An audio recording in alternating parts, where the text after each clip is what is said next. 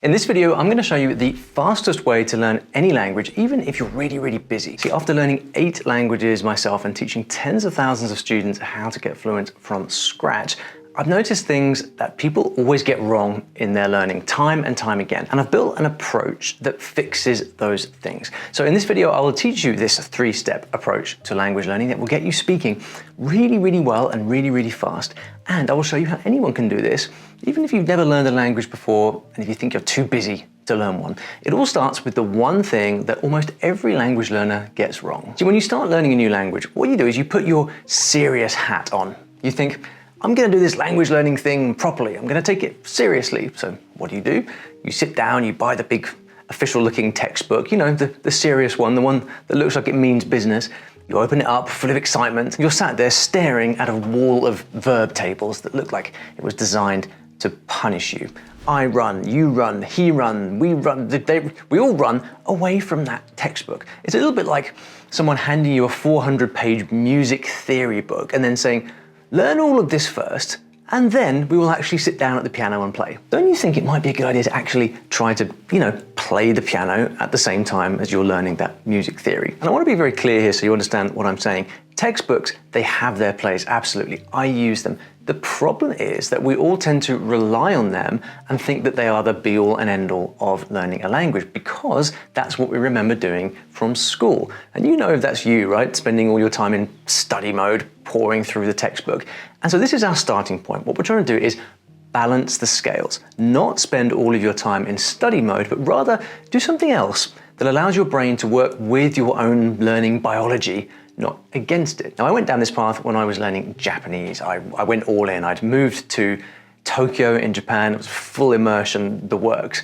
But I was also working full-time teaching English, so I only had my evenings free, and that's most people's situation, right? I spent the next basically 2 years just studying Japanese from a textbook and taking formal language classes. 2 years just grinding away at the grammar day after day, night after night.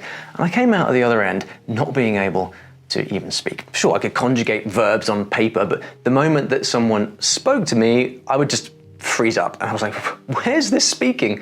And it was humiliating. It hurt. But I did crack Japanese at the end because I did the things that I'm about to tell you, so you'll see. Now, if you recognize this study approach to language learning, the problem is not you, it never was. The problem is the approach that you're taking. And there is a completely different approach that you could be taking, one that gets you a lot further, faster, and gets you speaking in months, not years. So now I'm going to show you this 3-step system. And as you'll see, it's pretty straightforward. But the one thing you do have to do is be organized in your learning. You do have to have a plan and a goal. So I've made something to help with that, and it's called the Language Goal Planner. It's 2 very simple pages that you can download and print off at home with your printer. It takes about 10 minutes to fill out, and it gets 3 very simple things straight. Where you are right now in your language learning, where you want to be in the next 90 days, and exactly what you're going to do to get there, with some simple daily tick boxes to track your progress. It sounds simple, and it is, intentionally, because the people who succeed at language learning have very clear goals and they know what they're going to do every day. This simple download will help you do that. It's completely free. You can download it below, print off as many copies as you like. If you'd like this, you can scan the QR code that's up on the screen now, or you can grab the link below in the description. Now, where were we? Yes, the problem of study. And here's where it gets properly interesting, because the single fastest way to absorb a new language has nothing to do with studying grammar at all. To explain how this works, let's use an analogy. You know that annoying song that you got stuck in your head recently? You didn't study that song. You didn't sit down and learn the lyrics, did you? You didn't carve out time for it. You just heard that song a bunch of times, and now it just lives in your brain rent-free. This is not some weird glitch. This is how your brain actually works. And it's your brain showing you how fast it is capable of picking something new up. And this can also be applied to language learning. So to take this principle and apply it to language learning, what we do is we step away from all the studying that you do in your textbook, and instead you give your brain a chance to learn languages in a more natural way. And so what we do is we begin to listen. We listen to conversations, to podcasts, to stories. Because when you hear new vocabulary or grammar inside a story, what happens is your brain doesn't just file it away like a boring fact. Instead, it introduces emotion, imagery, and context to this vocabulary and this grammar. And context is everything in language learning. It's why you can sing every word of a song that you haven't heard in 20 years, but you can't remember the French words that you studied yesterday. Your brain is literally built to absorb language this way, with context. It's not a study hack, it's how humans have learned for tens of thousands of years, long before anyone invented a blooming grammar textbook. Quick example, say you're learning Italian and I give you the word regalo. Now you could memorize this word, regalo, it means gift. Fine, you could memorize that with a flashcard or something. You'll probably forget it by next Sunday. Alternatively, you could hear this word in a little story. Let's say that Giulia stepped into her new apartment and found a single regalo on the floor. Un regalo di trasloco? A housewarming gift, maybe? She opened up the regalo and found a vintage espresso pot in there and a little note written on the box that said, Ogni mattina è un regalo. Every morning is a gift. Now, silly little story, but you're never forgetting that word, regalo, now. In fact, you could come back tomorrow and see if you still remember it, just from me having said it. Why does this happen? Because all those associations there in the story, you can anchor to the word regalo.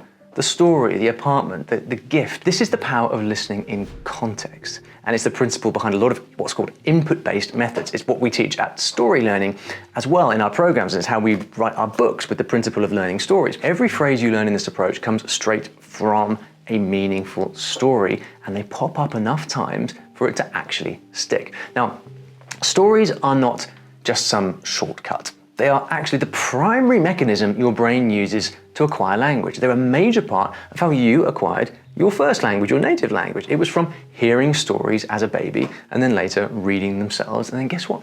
You never forget them. And this is why 30 minutes of just listening or reading to a story genuinely beats 3 or even 10 hours of trying to memorize verb tables or lists of vocabulary. I'm not exaggerating here. It works so much more effectively than memorizing rules. You're feeding your brain full sentences and full context from day one. And this is what gets you the speed. This is what makes you learn a language faster, because you're just not full of inefficiencies, forgetting stuff all the time. If you like, here's something simple that you can try just tonight. Find one story, one podcast, one show in your target language. Try and make it at the level that you are learning right now. So if you are still a beginner, don't go and read War and Peace. Find a simple story at your level and then press play, absorb it. Don't try to understand everything. Don't pause to look words up. Just sit there and listen. Allow yourself to absorb the sounds of the language. You might feel like you're not learning anything, and indeed it's quite a different way of learning, but you will see, if you start to do this regularly, that your brain will start to process language and learn language while you are asleep. Most people never do this. They simply stick with their textbooks and say, oh, I will read and listen to things when I'm ready. Doesn't work like that. Just like with the music theory example, we want to be doing this from day one. Okay, so we start with that shift in our language learning by actually listening to real material rather than studying. But what happens when you come back tomorrow? Now what? Do you just sit there and hope for the best? Well, not quite, because there is a second skill that separates people who pick up languages fast from people who do this listening thing for months and get nowhere. It's an extra skill we have to layer on top, and it's very simple but very important, and it is called noticing. Log that word in your brain, and noticing. It's not studying, it's not memorizing, it is noticing. There is a guy I know called Lucas. He's from Brazil. He spent 10 years trying to learn English at school. 10 years. And he was still really bad at it, like genuinely one of the worst in his class. That his friends gave him a Russian textbook as a joke. We give each other something that we know for sure that the other person will not like. And because all my classmates, they knew I hated languages, they decided to give me a Russian textbook as some sort of prank. So what did Lucas do? Well, he ignored the textbook. He went online and added a bunch of random Russian speakers on Skype. Something new indeed. But listen to this. He would message one of them, hi, in Russian. And then when they replied, he would copy their reply and then paste it into a chat with a completely different Russian speaker. When they reply, he would copy that reply back, basically making two strangers have a conversation with each other. And he just kept doing this until he figured out how Russian conversations actually work. I saw the patterns repeating over and over again. And after about 3 months, I was doing that with Russian mainly. And after 3 months, I thought to myself, you know what? I think I could try to answer these questions myself, because I've seen the same questions and the same answers over and over again. Yep, and that's when he started typing to those Russians himself. And today, Lucas is fully fluent in Russian and many other languages too. Этот процесс изучения всех этих языков мне помогло понять, как именно выучить иностранный язык. But it all started with noticing the patterns, noticing what those speakers were typing back and forth, over and over again. Because here's what's beautiful about every language. People don't speak in random words. They speak in what are called chunks. These are ready-made phrases that we use over and over again. In fact, every language runs on a surprisingly small number of common words, around 1,000 to 1,500 words, cover about 85% of daily conversation. That's almost everything. But what Lucas figured out was those words keep showing up in the same repeatable patterns. Now think, if you just memorized a handful of these patterns, it would be much easier for you to have conversations with native speakers way sooner than you think. So once you start noticing these chunks, everything speeds up. Let me show you what I mean. Say you're listening to a French podcast and you keep hearing the phrase "ça te dit," or "ça te dit de faire quelque chose," which means do you fancy doing something? Ça te dit de. Now, you don't need to look up the grammar, even though it sounds very kind of grammatical. You don't need to know what tense it is or how the words work. All you do is you notice that these four words keep cropping up again and again. And then you notice what comes later. So, for example, ça te dit de, do you fancy? Ça te dit de prendre un verre? Do you fancy a drink? Ça te dit de sortir ce soir? Do you fancy going out tonight? Say that to a French person. Watch their face light up. The first four words are the same. The ending changes depending on what you need. This is an example of a chunk of language that works in 1,000 different situations. And all you had to do was notice it, accept it for what it is, and not go off studying the grammar until you're blue in the face. This is an instant speed boost from learning this chunk, and that's exactly how some of the best language learners I know operate. They listen, they read, they notice what keeps coming up over and over again. They start using those things, those chunks, in real conversations. No conjugation tables or gap fill exercises required. None of that magic happens if you only do it once a week. So here's the bit that really ties all this stuff together. And honestly, it's the one thing that most people get wrong, because listening and noticing all these wonderful things only work if you actually do them regularly. And I don't mean a 6-hour marathon study session on a Sunday. I mean a little bit every single day, every day. Now, I learned this the hard way when I was living in Japan. 2 years in, still struggling to hold that conversation, I realized something pretty embarrassing. I was surrounded by Japanese every single day, road signs, voices, restaurants, TV, but I still spent most of my time in English. English-speaking friends, English at work, English on my phone. The language was right there, but I just wasn't showing up for it. This is one of the reasons, by the way, that going to live abroad isn't always the magic bullet that people think it is, because you've still got to do the work, even if you are living abroad. Anyway, I made one very simple change. I told a friend, a Japanese friend, that we were going to go to sit in a little cafe every single day for 1 hour and only speak Japanese. Now, lucky I had a friend who was willing to do that. Now, forget how bizarre that must seem, just going to the same cafe day after day, sitting there for hours, having really weird, messy conversations in Japanese. What happened was, in 3 or 4 weeks of doing this, I made more progress than the entire 2 years of studying before. Now, the secret wasn't talent or some special system. It was literally just showing up and speaking Japanese every day and giving me the confidence that, hey, actually, I can do this. I can get words out of my mouth. I don't need to panic when I hear someone talking to me. It was the consistency that made the difference. Every day, no excuses. I had to deliberately engineer this immersion environment before everything changed. So this myth of like, you need to be there in the country, in Japan or Spain or whatever, like it's just a myth. Wherever you are in the world, you can create this immersion environment from your sofa. But Ollie, this is not going to work for me because I have a job, I have kids, I have a mortgage, a dog that needs walking, and approximately 0 spare hours in the day. I get it. But you don't need to find more time. You need to replace things that you're already doing with your new language. Think about your day for a second. If you usually listen to something on your way to work, put YouTube on in the background, the radio, a podcast, try simply swapping that out for a podcast in French or whatever language you're learning. And instead of whatever you're watching on Netflix tonight, put on a Spanish drama instead. Sit down and read one of my short stories at your level so it's easy to understand. There are many resources like this. If you normally spend your evenings texting with friends, well, instead use a language exchange website to find a language partner and start chatting in this new language instead. There are millions of people online who would love to swap their Spanish for your English. These things are small changes.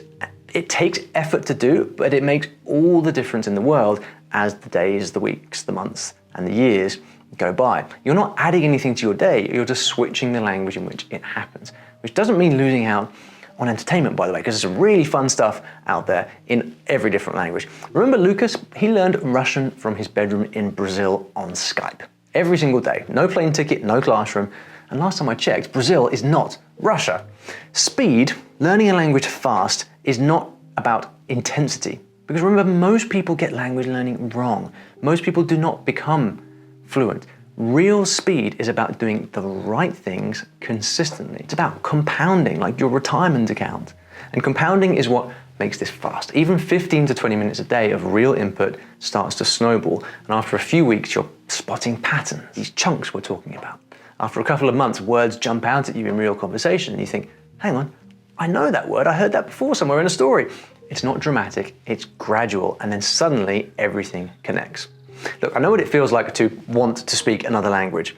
I've been there myself many, many times, and to feel like, maybe you've missed the boat, maybe it's too late for you, maybe you don't have the language gene, maybe you downloaded an app that keeps sending you guilt trip notifications.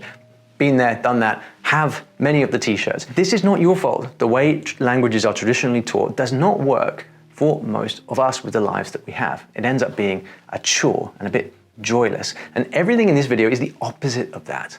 Listening, reading, spending time with content that you like, noticing things rather than studying them, and then showing up every day.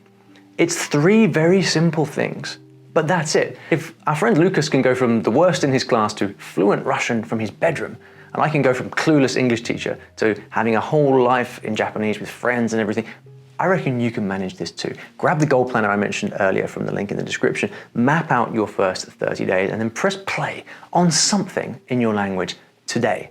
See how you feel in a month of doing this every day, and I think you will surprise yourself. But there's one thing that can still derail this.